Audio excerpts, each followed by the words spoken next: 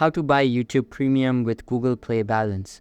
Hey guys, in this video, I am going to show you how you can buy YouTube Premium with Google Play balance.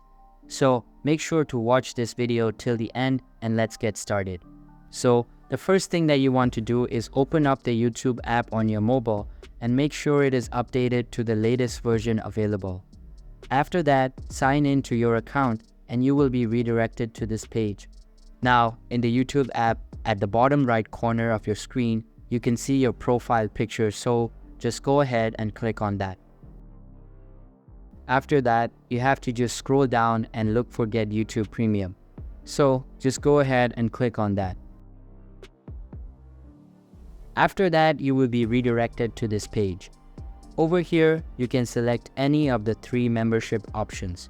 So I will just go for student membership. After clicking on it, you will see this. Here you will be able to buy YouTube Premium with a 1-month free trial. So that's how you can buy YouTube Premium with Google Play balance. That's all for this video.